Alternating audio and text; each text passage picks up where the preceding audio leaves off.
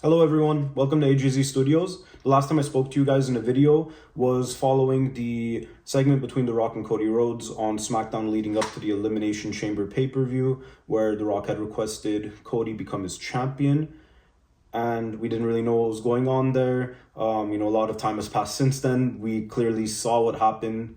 John Cena won the Elimination Chamber. Following that, Cody rejected The Rock's offer. John Cena accepted The Rock's offer. Cody was then taken out by John Cena, The Rock, and Travis Scott. And we are now set with our WrestleMania Night 2 main event, that being Cody Rhodes defending the undisputed WWE Championship against John Cena.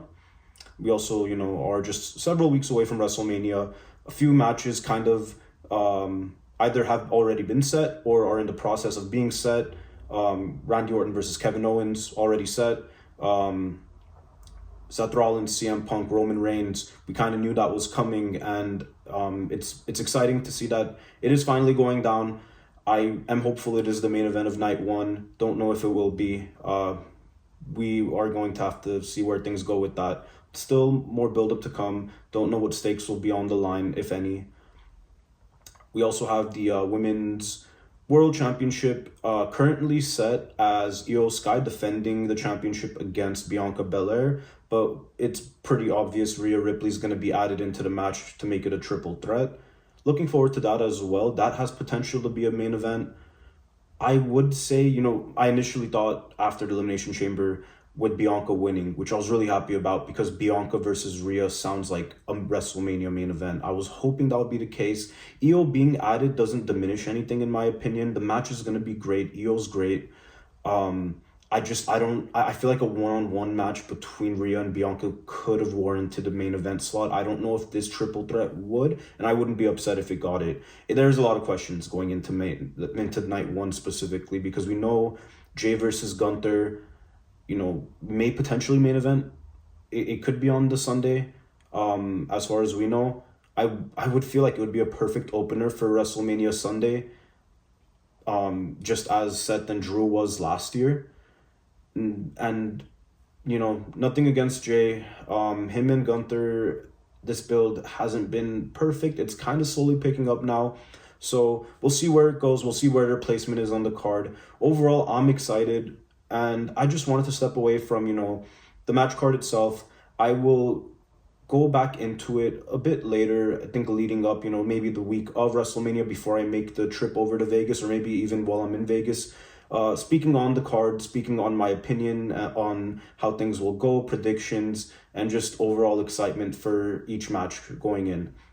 Right now, I wanted to talk on the trip to Las Vegas. For myself, some tips and advice I have for you guys if this is your first time traveling to Las Vegas.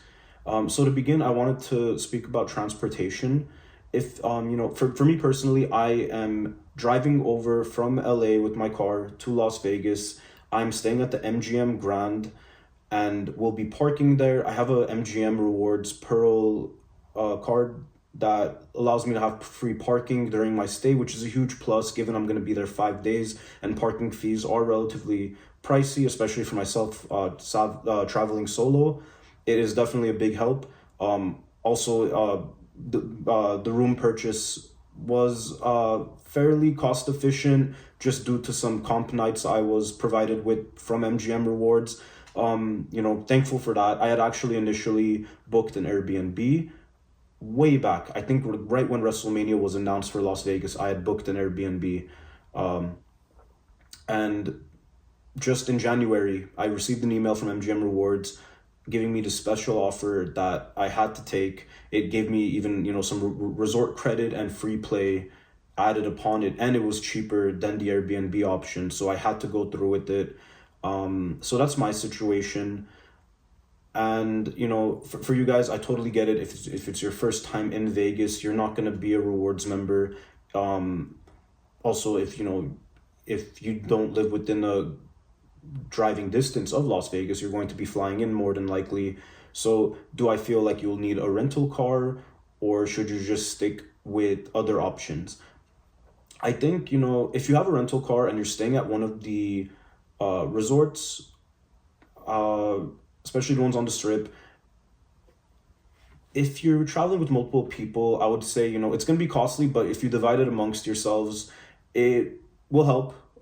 If you're traveling solo, like me, I would probably say best to maybe Uber ride shares, something of the sort to get to the strip, or if your hotel is on the strip, that would probably be the ideal scenario.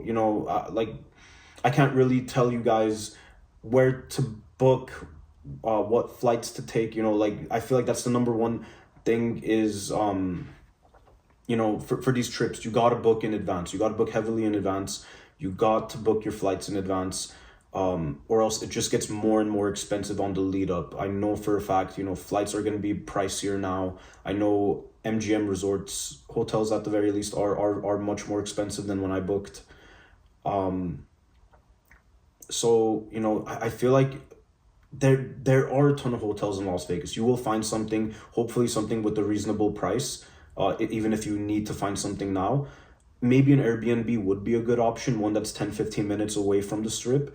But again, if you're not gonna have a rental car, it may be a bit of an inconvenience having your belongings and everything, your home essentially for the next few days, a pretty hefty distance away from where all the action is taking place, which in this case is the Las Vegas Strip. So yeah, if you have the amount of people with you where covering a rental car, overnight fee for several days isn't too bad at one of the hotels or the hotel that you are staying at, then I would say it's worth going about doing that.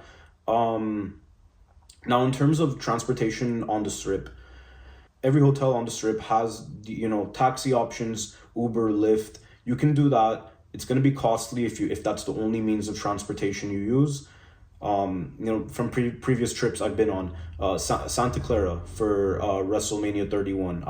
My hotel stay was in San Jose. There was a really convenient monorail system that took you pretty much wherever you needed to go, from San Jose to Santa Clara, right in front of Levi Stadium. Also in the other direction, it took you to the arena and the convention center. So everything for WrestleMania weekend was just perfectly connected with that monorail. Orlando was a tough situation. Orlando does not have great public transportation options, at least from what I saw when I went in 2017 to WrestleMania 33. I pretty much had to Uber or Lyft the entire time. Don't think I took taxis. But yeah, Uber was pretty much my means of transportation that whole weekend, so it got pretty pricey. WrestleMania 39 in my backyard, and it was in LA, so I drove. Didn't really have an issue with transportation, just because I know how LA is. LA is crazy. Honestly, yeah, as someone coming in from out of state, out of country to Los Angeles, I do feel like it's definitely a much more tough situation getting around, because you're gonna have to essentially have a rental car or an Uber Lyft option to get to where you need to go, just because Inglewood, where SoFi was much farther away from the LA Convention Center and Staples Center, where other events were being held. So there was some inconvenience to it for sure. Now this time around, you do have options. If you're staying on the strip, you have a free tram option, and you also have a paid monorail option. So the free tram option, pretty much what this is, it runs between Bellagio and Park MGM, with stops at the Crystals shops at Aria, and I believe the Park MGM and Aria stop are together. So you can get off there. Pretty much that Park MGM stop will lead you right to T-Mobile Arena. So that'll be right there. That's how you should be able to access T-Mobile Arena with ease. If you're, for example, by Caesar's Palace, Flamingo, or in that area, Bellagio is where that tram would begin. So yeah, you have access to Park MGM there. You have access to T-Mobile there from Park MGM. Now next to those, next to T-Mobile Arena, on the other side of Park MGM, you will have New York, New York. If you go in from New York, New York, you will have ease of access to Excalibur. There's another free tram that takes you from Excalibur to the Luxor, and then following that to Mandalay Bay. You'll want to exit at Mandalay Bay, and at Mandalay Bay there is a walkway that within, it's a relatively lengthy walkway, but it's not too bad of a walk. It directly takes you from Mandalay Bay across the bridge of the freeway to Allegiant Stadium. So, to avoid paying for parking at Allegiant Stadium or just Ubering over there where you'll probably have to be dropped off, on the walkway anyway, it makes most sense to, just take that free tram option to Mandalay Bay and walk from there. That's the free tram option. That's just kind of a ease of access to getting to both T-Mobile Arena and to Allegiant Stadium. Now, there's also a paid monorail, which I'm for sure going to be using just because it makes sense with where a lot of the events are taking place during the weekend. So this begins actually at MGM Grand. So very convenient for me. I'm most likely going to buy a 5-day pass. If you guys look online on their website, I think it's just lvmonorail.com. You can buy tickets ahead of time. They're for a discounted price, depending on that. Pretty much you get a couple bucks taken off, depending on the amount of days pass you want. So it might be worth buying ahead of time. Even if you buy it there, it's just going to be a little bit more. But if you are planning on doing a variety of the events on the strip that pertain to WrestleMania weekend, then it would make sense to utilize this paid monorail and most likely get a multi-day pass. So yeah, it begins from MGM Grand, where I'm staying, goes to the Horseshoe and Paris.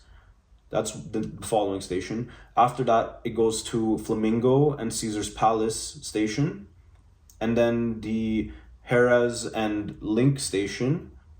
And then there's the Boingo station at the Las Vegas Convention Center. So that's where WWE World will be. That's where the WrestleMania Superstore will be. So right there, you have a convenient stop that'll get you there.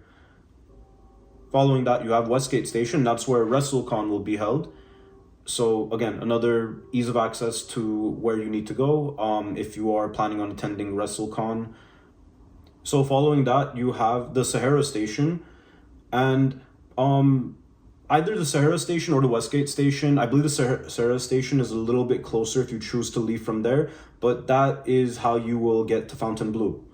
And Fontainebleau is pretty significant because it was named essentially the host hotel of WrestleMania pretty recently, and I didn't really know what that entailed, but it kind of became clear now that there are several events that are going to be held throughout the weekend there, such as the WWE Hall of Fame, which will be separate from SmackDown, which in previous years, at least in recent years, was essentially a combo with SmackDown at the arena on the Friday night of WrestleMania, where you would have SmackDown take place, you'd have a brief intermission, they would kind of set up the ring area to accommodate for something to accommodate for the event, and the Hall of Fame would take place then. So this time around, it looks like the WWE elected to have them separate, and now they're actually doing the Hall of Fame in a theater venue over at Fontainebleau.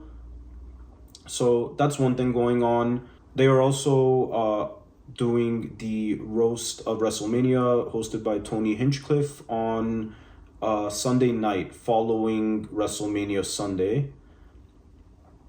So that's taking place there. And just recently announced, which I am actually really excited for this, they announced a set of Nightlife events taking place at the Live nightclub and Live Beach.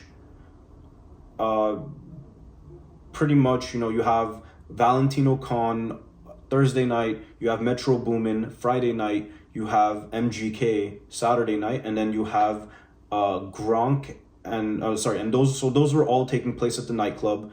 There's going to be wrestlers present at each of those events. You have Rey Mysterio, Charlotte Flair, and Bianca Belair the Thursday night, which I believe also offers a pre-club dinner option if you elected to do so. The Friday night, Liv Morgan and Braun Breaker will be there. Saturday, Jey Uso and Jimmy Uso will be there. So it's kind of exciting to actually see, like, is Jey gonna be bring the World Heavyweight Championship there, or is he going to be a part of WrestleMania Sunday? So that'll be kind of an interesting thing. Not sure if he'll win the title or show up with the title. I'm pretty sure Jay's going to win the title, but will he win it on Saturday to bring it to the nightclub in the evening and just kind of have like a cool celebration moment? That might be something worth checking out if you're a big Jey Uso fan. And then, yeah, so those are all at the nightclub. Sunday after WrestleMania, there's going to be an event hosted by Gronk at the Beach Club over at Live, where Flo Rida will also be present. And yeah, it looks like Damian Priest and Tiffany Stratton will also be there. So yeah, I was very excited to hear about this just because I a big part of my enjoyment when it comes to my Las Vegas trips was nightclub experiences. I've experienced things from general admission to getting a VIP table and having bottle service with friends and just enjoying each other's company in a fun environment. And like, I can't describe it, like it's a really cool time spent with whether you go there alone to enjoy the musical act there, or if you're just with a big group of friends, you kind of want to splurge a bit and, spend on a very fun night. That was a huge enjoyment for me. I'd gotten a chance to go to the Zouk nightclub at Resorts World. I went to the Omnia at Caesars. I went to Marquee at Cosmopolitan. Never been to Live, so excited to check that out. I'm actually, they have several ticket options for this. I am probably gonna elect to go with a 4-day general admission pass, just because, I'm not traveling with the group, I'm going alone, so I'm not gonna get a table, obviously.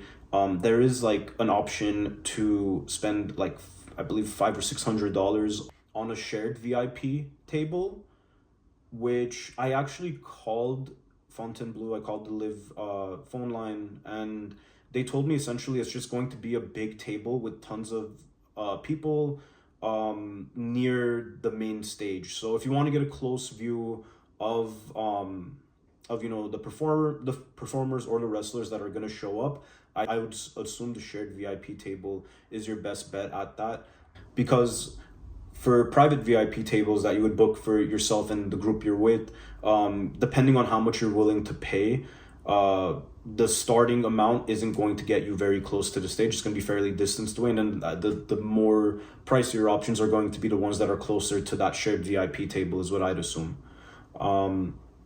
There's also general admission and VIP open bar tickets. Again, when I spoke to the person on the phone, they told me that the VIP open bar ticket isn't necessarily giving you an additional area. You're not going to really have seating anywhere for that cost, so just keep that in mind if you elect to go. But it gives you access to an open bar, so if you want unlimited drinks and you want to enjoy your experience like that, that's an option. It is going to be roughly a little over $200 more than just a general admission ticket. And I think if you decide to do a 4-day pass general admission, it starts at $200, which I think is a good bargain. That's exactly what I'm going to go for personally. If you choose to do the 4-day pass with the VIP open bar for each of those events, I believe that's about $900 each. So it is a hefty cost more, like I feel like that just doesn't warrant it. I'm not going to see myself drinking a crazy amount during those 4 events to warrant an additional $700 spent, me personally. So yeah, general admission 4 days, that's the way to go for me. My only 2 cents on it is that if you guys haven't experienced, a nightclub, or just don't really vibe with that scene, I feel like it would be a cool experience. You're going to be there with wrestling fans. You're going to be there, some cool artists are going to be present. I don't know much about Valentino Khan, but Metro Boomin, kind of his music was kind of, what I went through high school and college, was kind of, a lot of what was playing at parties and like the whole vibe of it. So to see him live will be cool. I've actually always wanted to see him live and never got the chance to. I would assume he may bring out Travis Scott if Travis Scott's going to be a part of WrestleMania weekend. Those two have tons of music together. Saturday and Sunday, you have Saturday MGK theme song for WrestleMania 28, Invincible. Everyone knows that song. Like I would hope he would perform that. Florida has had I don't even know how many. I think like 2 or 3 WrestleMania songs at this point. So those are things to keep in mind. You know, it might be fun hearing those songs live amongst wrestling fans. Just a cool experience. And yeah, and also keep in mind the Sunday one is I guess like a late night swimming club type of deal. Like it's not a nightclub like the other 3 previous nights, but should still be fun. So yeah, those are going on during the weekend of WrestleMania at Fontainebleau. I see myself for sure going. That'll be a lot of fun. Now, when it comes to other events, I was pretty hesitant on buying tickets for the Hall of Fame, for Raw After Mania, for SmackDown, and just various other things. Even for WWE World, I haven't bought anything for WWE World yet. I tried getting in on the sale, the pre-sale and the general sale when they came out. The pre-sale itself, I know how WWE World works. I dealt with it last year leading up to WrestleMania 40. I waited in the queue for about 45 minutes or so, got in, CM Punk was gone, Cody Rhodes was gone, Seth Rollins was gone. It just, it was way too difficult to get in on time. The queue takes forever. The little animation of the walking guy just moves way too slow, and it's so stressful. And you get in and then there's nothing left that you want. Me this year, like you guys have been watching the videos. You know that I had my experience at the Raw premiere, the Raw Netflix premiere at Intuit Dome, meeting Seth and Punk on the day of their match together. Punk was really one of the last wrestlers I really wanted to meet. There are others, of course. I'd love to meet Roman. I'd love to meet Cena, various others. The one that I for sure wanted to do this time around was Cody. Cody I had met when I was 14 years old at a SummerSlam Access in Los Angeles when they were running those outdoor access events prior to SummerSlam. And it was just a really interesting experience because me and my friend were together. They were going to cut his line off right when my friend had gone, right before I had gone.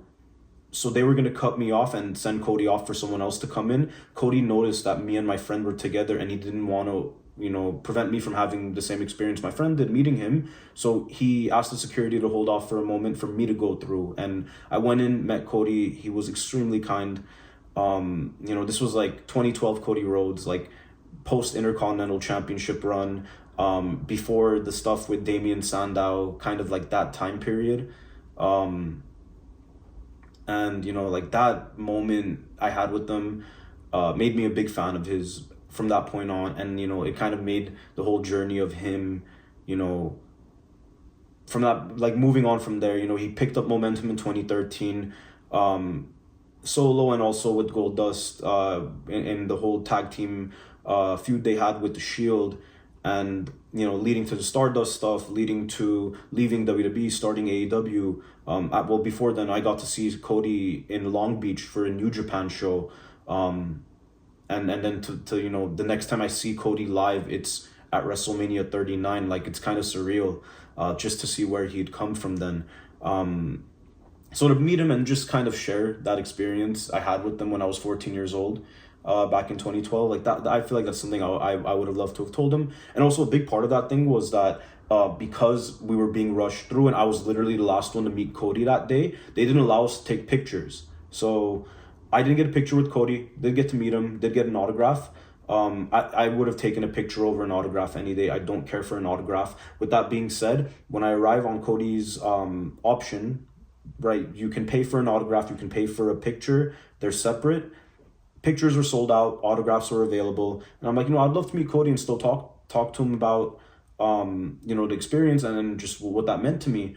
But I wanted a picture with them, the one thing I didn't get for when I was 14. So I elected to just once that was not available, it was completely sold out.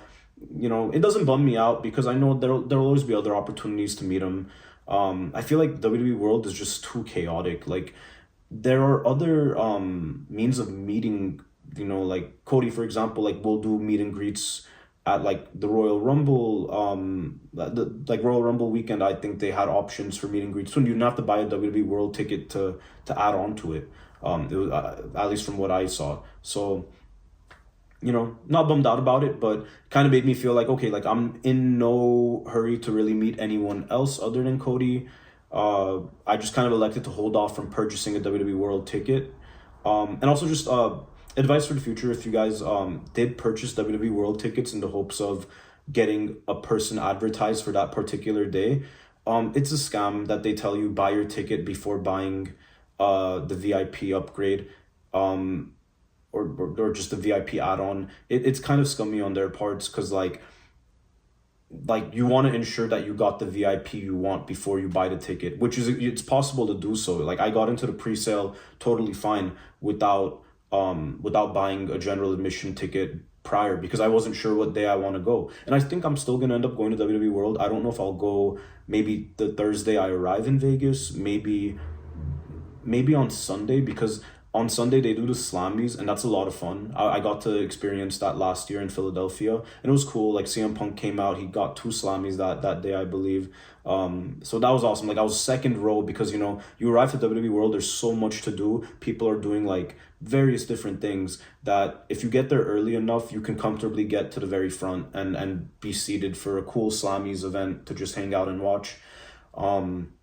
So that may be how I go about it this year. I'm not certain. Again, these are all going to be last minute decisions. I didn't buy the Hall of Fame yet because I'm a big Triple H fan. I love Triple H. I want to see his induction speech very badly. But the cost to get in is a bit crazy. Just for one speech, I'm gonna hold off and wait and see if the prices go down. Obviously, no disrespect to the other inductees. I'm excited to hear what they have to say. I'm excited to see their induction. But Triple H is like the one where like you know he's one of my like top 5 favorites of all time. I'm so thankful for the direction he's taken WWE in the last few years. Like I want to be there for his Hall of Fame induction, his non-DX Hall of Fame induction. So still a possibility, but I did not buy tickets when they first came out. I'm hoping the cost goes down. Maybe on the day of, maybe in the hours leading up, I may elect to purchase then and there. Similarly, SmackDown, I just don't care to go. There's not really much to see on the SmackDown before WrestleMania. Not to say that you guys shouldn't go if you want to. You know, I went to the SmackDown before WrestleMania 39 and it was cool, but not really much there. And more so, I liked staying around for the Hall of Fame speech for Ray. Like that was worth staying around for. Now that that's not a part of it, I don't really see the value of going to SmackDown before WrestleMania. Raw after Mania, that's a whole different story. For sure, I want to be there, but also just hanging off of my experience from last year where I was able to get really close floor seats for very cheap on the day, the night before, literally the night of WrestleMania Sunday was when I bought my ticket following WrestleMania. That is probably what I'll go ahead and do this time around, hopefully for you know, good seat for a good price. Not to say that the prices aren't terrible right now, but I would just prefer to hold off, especially, you know, for WrestleMania. I spent a lot on my ticket. I just kind of going towards that now. I'm gonna be in section C132, row 9. I'll have a few images up, just kind of showing how my point of view will be.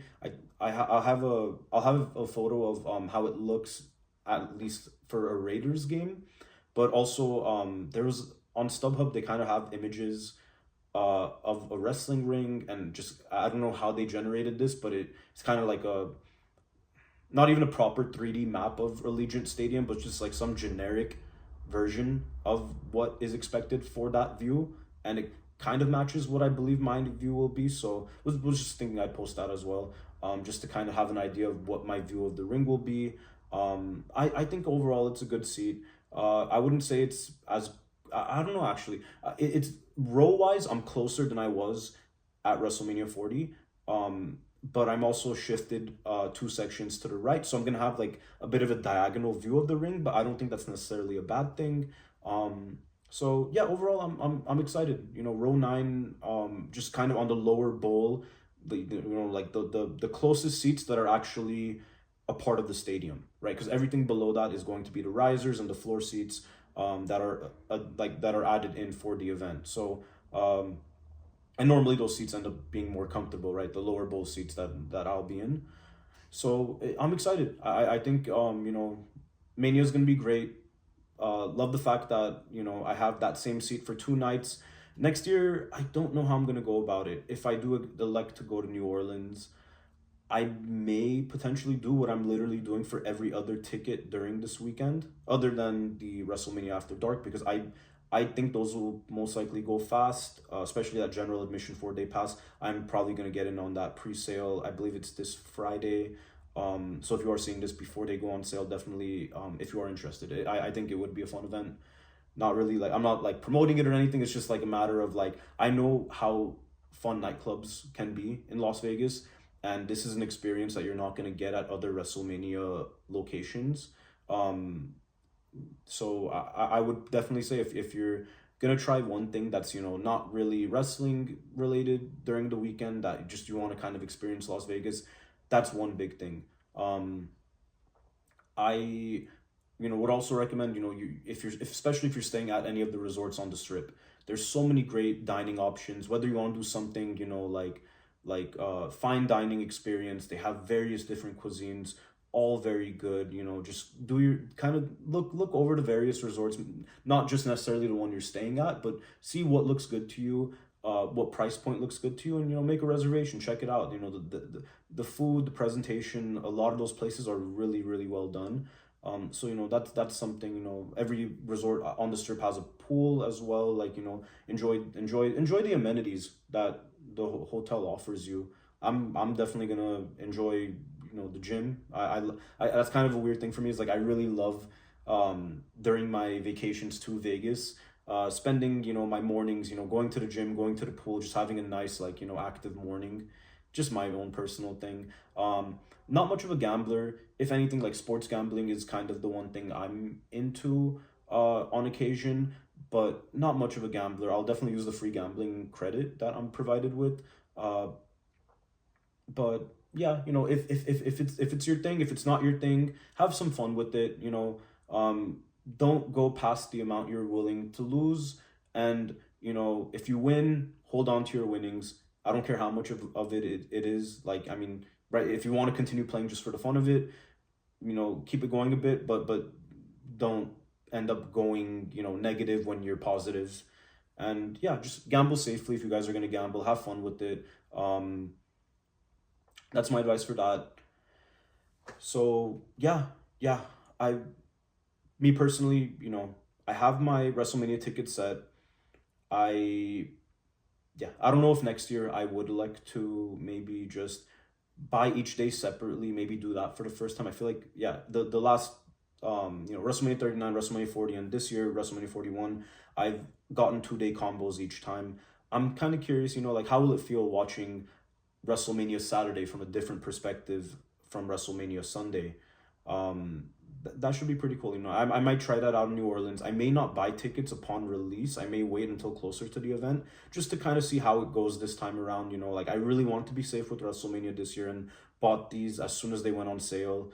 And I think I got a good price for them given the terrible situation of these Las Vegas entertainment fees, of this huge upsurge in WrestleMania tickets, the dynamic pricing situation, all of these things that just made purchasing WrestleMania tickets a huge dent in everyone's wallet.